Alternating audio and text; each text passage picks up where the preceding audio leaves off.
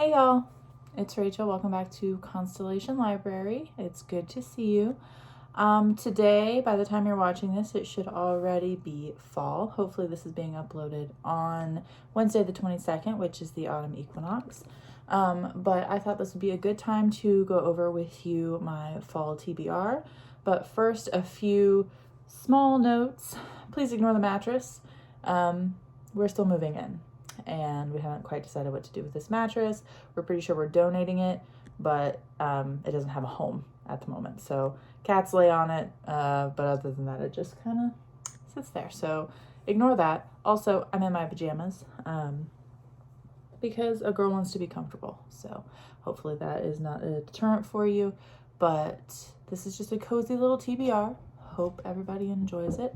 I'll go ahead and get started though. I have 7 books in front of me, and one that I'll be listening to an audiobook that I don't believe is out yet. Those are the books that I would like to read this fall, and by that I mean the end of September, October, and potentially November. It just depends on how quickly I move through them, but these are my top priority books. Most of them are brand new, just got released in September, so that is that. So the first book that I want to talk to you about is one that is the first in a series, and the second one in the series just came out this month, and I've not read it yet, obviously. I have heard lots of good things about it, especially from Alexandra Roseland. She says that everyone has told her it's like Knives Out. I've not seen Knives Out, but she's heckin' excited about it because I guess there are some similarities. So usually things she likes, I also like, and that is The Inheritance Game by Jennifer Lynn Barnes. I don't know much about this, other than the fact that the main character inherits a billionaire's fortune, but she's not related to him at all, and she doesn't really understand why. And so she goes to the house to find the rest of his disinherited family there, and hijinks ensue. And that's about all I know. So it sounds really interesting. It's not super long, and I just bought the second one because it came out, and I'm like, well, I should probably read the first one. And it seems like it would just be a good read for this time of year. I don't know why. There's not anything particularly autumnal about the appearance of this book, but it's just giving me like cozy fall reading vibes. I don't know. So there's that one. The next one is called White Smoke, and this one is by Tiffany D. Jackson. This one just came out as well. And I have not read anything by Tiffany D. Jackson before, but I know that she has written many things and is well liked. She is an author of color, and I am trying to incorporate more authors of color into my reading. And as far as I'm aware, this is a ghost story, and I have heard that it's supposed to be similar to like Haunting of Hill House and Get Out made a baby, and that was this. Obviously I don't know, I'll have to see when I read it, but it sounds pretty good. The main character leaves California to come to the Midwest city of Cedarville. I'm curious if Cedarville is the Cedarville that is like 45 minutes from where I live, because if so, that'd be pretty crazy. I live in Ohio, which is the heart of the Midwest, and Cedarville is a city here, and it is a pretty conservative church community. Cedarville University is a parochial school. So I am just interested to see if this is actually set in Ohio or if Cedarville, the name, was just a coincidence. I guess we'll see. But yes, other than it being a ghost story and being similar to Get Out, I don't really have a whole lot of knowledge. It's like a haunted house. I don't know. I love ghost stories. I love haunted house stories. They're my favorite kind of spooky story ever. So I'm really, really hopeful that this is going to be as good as I think it will be. The next book, get that hair off of me, is a graphic novel / children's book, and that is The Tea Dragon Tapestry by Kay O'Neill. Also, apologies for the lighting. It's getting dark in Ohio now, pretty early. The baby goes to bed between 7 and 8, and I don't really have a chance to film until after he's in bed. So this will be the lighting that you guys will be enduring for the winter months, and I apologize in advance. We gotta work with what we got. So The Tea Dragon Tapestry, it is the third installment in the Tea Dragon series of books by Kay O'Neill, and I just think that this is the sweetest and most lovable, cuddliest, just comfortable picture book slash graphic novel that I've ever read. It just makes me feel really good. I don't know what it is about it. The art is beautiful. The stories are beautiful. They're LGBTQ friendly. They talk about really hard-hitting topics, but in a way that is easy to understand and just really approachable. I believe that this particular one is going to deal with grief because one of the tea dragons, Ginseng, is being cared for by this girl here and is mourning the loss of its previous caretaker. And so I believe that that is probably going to be one of like the messages. It has something to do with grief. But I'm very excited. It's been out for a little bit and I meant to buy it sooner and read it sooner, but it just didn't happen. So it's going to be one that I definitely read this fall. The next book is one that is by an author that I have read previously. If you know the Curse Breakers series by this author, that is A Curse So Dark and Lonely, A Heart So Fierce and Broken, and A Vow So Bold and Deadly, I believe are those books, and they're by Bridget Kimmerer. And this is her newest novel, Defy the Night, in a new fantasy series. I started reading this. I got a few pages in. Where am I? I sometimes use my desk jacket as a bookmark. I'm only 22 pages in, and I set it aside because it was like way timely. And by that I mean it's dealing with a disease that is basically taking over this land, and there's a flower.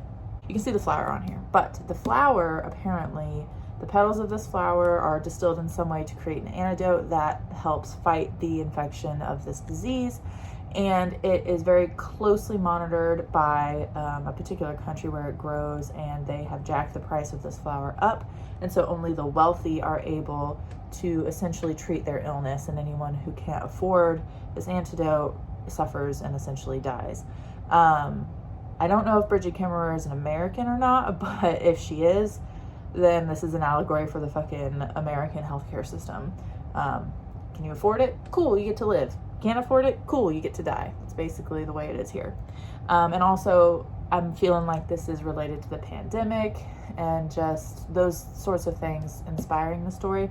The main character, though, she steals these petals in order to give the potion, antidote, whatever, to the less fortunate, kind of like a Robin Hood sort of situation. And the king and his brother kind of rule this land with an iron fist. And they're young. I think that they inherited the throne unexpectedly at a young age. And the king, he's perceived to be cruel by his people. His brother is the person who hands out the king's justice, and he is cruel. And essentially, from what I understand, the main character has to break into the castle, or she ends up going to the castle for some reason and being... Apparently we have the zoomies. Hey, stop it. Stop. Maury.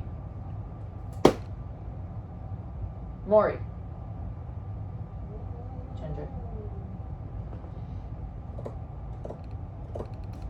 This is what it's like to own cats. It's lovely. Stop it. Okay.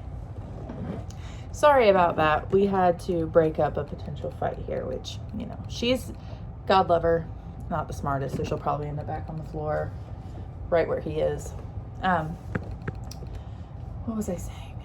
Oh, so yeah, the main character, she has to somehow either sneak into the castle or enter the castle, and her and the king's brother, I believe, are going to cross paths.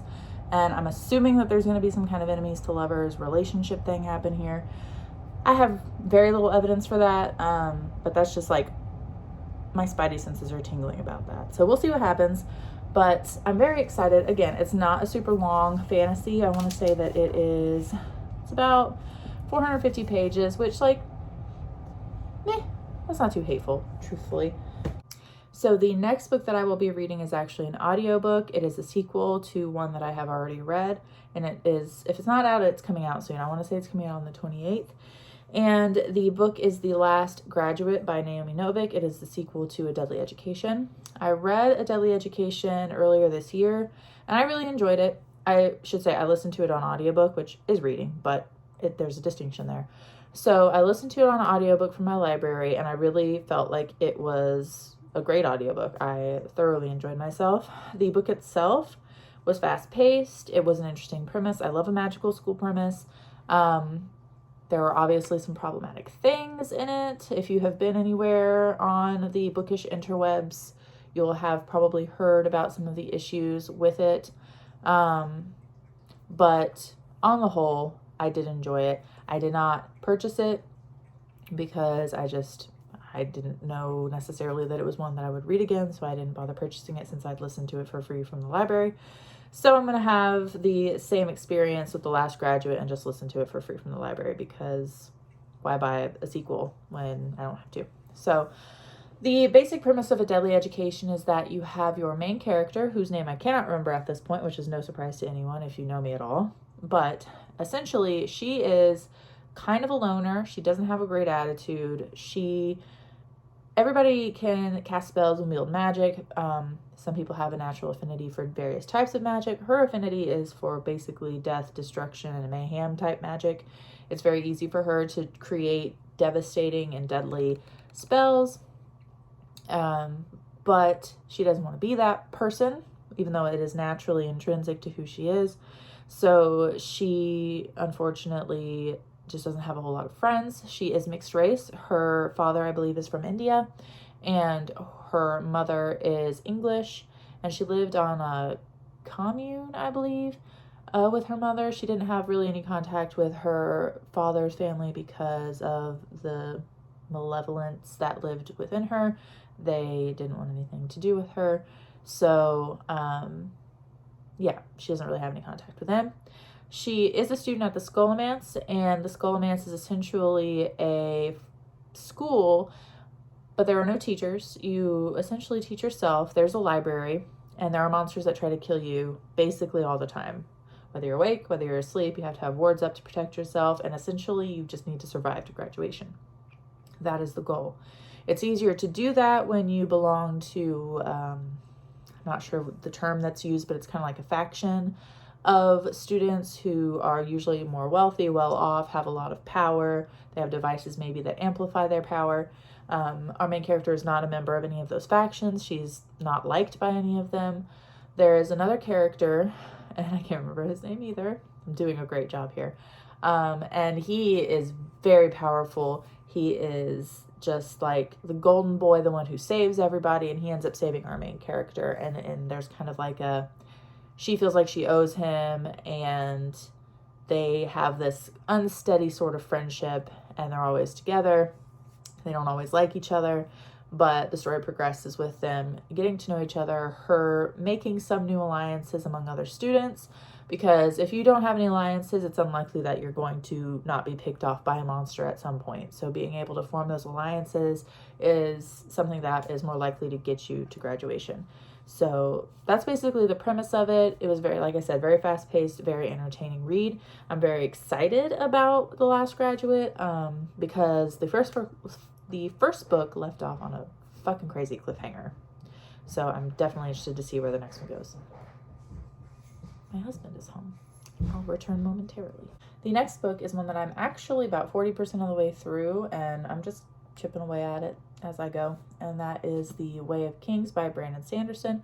As you can see, making my way downtown, there are little tabs every 100 pages to make me feel like I'm accomplishing something in this 1,000-page monstrosity. Very good, very good. I really just cannot tell you how much I'm enjoying this. The hype is real, and it's legit. Dalinar is a king. I love him. He's my favorite character. Kaladin is also fantastic. If you know who these characters are and you have any reference for this, then hopefully you agree with me. Granted, I'm only this far. Shit could happen that makes them less awesome, but we'll have to wait and see.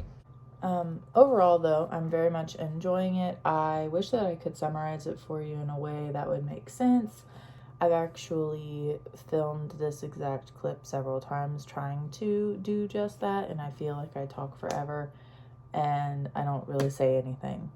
So it's one of those you just have to read for yourself. Brandon Sanderson weaves a very large and encompassing world, and the characters are all, I'm sure, going to meet eventually and their storylines will converge, but I couldn't tell you if that's going to happen in this book or not. There's evidence of them kind of coming around and like orbiting the same area as each other, but it hasn't actually crossed over yet. So yeah, there are 4 books in this series, I believe, so far. I'm sure that it's going to be a lot more than that, but I would like to get caught up so that when each subsequent book comes out, I'm actually reading it when it comes out and not, playing catch up. So yeah, that's that. I'm sure that there are other people who can give you a much better description of this. I'm just not one of those, but I hope to have it finished at least by November. The next book is one that I have been waiting with bated breath for since I heard that it was being released. The author in question, Mr. T.J. Klune, wrote my favorite book of 2019, I think. And or was it 2020? I don't remember. The last few years are a blur. Regardless, The House in the Cerulean Sea was my favorite book, and he came out with his next book, which is Under the Whispering Door. I have so much excitement about this because The House on the Cerulean Sea was just such a warm and comfortable and it was like a big hug. Like it was, I don't even know, like I can't describe how happy it made me to read that book and how good I felt afterward. It had been a long time since anything had made me feel like that. And so I definitely have pretty high expectations for this one. Hopefully they are not too high. Hopefully he meets them and exceeds them, which I expect that he will. Under the Whispering Door, from what I understand, is about our main character who dies, and he has been collected by a reaper from his own funeral. And his name is Wallace. He suspects that he might be dead at this point, and then he ends up going to a peculiar tea shop, and a man named Hugo, who owns this tea shop, promises to help him cross over. But he's not really ready for that. He doesn't want to abandon his life, and he is given a week to cross over, and he tries to live the rest of his lifetime in 7 days. And I'm fairly certain that he may fall in love with the ferryman that's supposed to ferry him on to the next life. I don't know how it's going to go. I'm sure that it is going to be beautiful, and it's probably going to make me cry. I am just so freaking excited. However, I'm really annoyed because I'm not sure if you can see this little, there, you can kind of see this circle here. It had a Barnes & Noble special edition sticker, and it left gross residue. So if anyone knows how to get that off of there, if it's like nail polish remover will get it off, or if like lighter fluid, I don't know. My dad used to say lighter fluid gets this kind of thing off. Goo Gone, I don't know. If somebody has an idea where it won't damage this, I would very much appreciate it. But very, very, very, very excited. And the final book on my fall TBR is one that I am actually partway through as well. I'm not that far, unfortunately, maybe like 57 pages, but quite excited about it because I loved this author's previous adult series, and that is Empire of the Vampire by Jay Kristoff. I was a huge Nevernight stan. I love Mia Corvere. I love just everything about that series. I thoroughly enjoyed it. And this has a very similar tone. Just, I know it's a different world, but I almost feel like I'm back in that world, and I'm so excited. It is a heckin' chunk. It's almost 800 pages, damn near like 750 pages. So very, very hefty, but we are out here and we are ready. Vampires have always been one of my most favorite things. Other little girls wanted to be princesses. I wanted to be the queen of the damned, it is what it is. But I can't get enough vampires. So I'm pretty excited. Also, I've been keeping up with Jay's Instagram, and Joseph Morgan, who played Klaus in the Vampire Diaries and Legacies, I believe, has read this book and like totally fangirled over it and changed his bio to say Pale Blood, and like him and Jay Kristoff are having like a beautiful relationship from it, and it's cool. So But to be quite honest with you, I really don't even know much about the premise of this book. I know that our main character, Gabriel, is the last Silver Saint, and that is someone who can kill vampires. And he has, at the start of the story, you learn that he is the one who killed the Forever King, which I believe is the first vampire that has, bred everybody else and is the ruler of them all. I could be wrong about that. That's just my assumptions based on what I've read so far. And he's being interviewed by a Cold Blood, another vampire, who wants to chronicle the history. It's very Name of the Wind-ish, and I hope that a story within a story doesn't slow the pace down. I don't think it will, though, if I know Mr. Kristoff. But, so that's kind of where we are. We're at learning about Gabriel's life before he became the person he is in this interview, in this jail cell where he's sitting with this vampire who is interviewing him. So, yeah, pretty excited. I just can't wait. This is my in-person book club book for October, so this is a very high priority read this month at least. But this, let me get you a stacked picture here. So these are all of the books that I will be reading this fall. I'm sure that there will be other things that are added, but these are the ones I definitely want to get done before winter. Wish me luck, because there's some heavy ones in here. I have grad school, I have parenting, I have taking care of my house, work, being a wife, all the usual things that people have to do, on top of wanting to read for pleasure. So we'll see if that actually works the way that I would like it to. Hopefully it does. But yeah, so that was my fall TBR. If you made it this far and want to put a vampire emoji for Empire the Vampire, that would be great. And I will see you guys next time. Bye.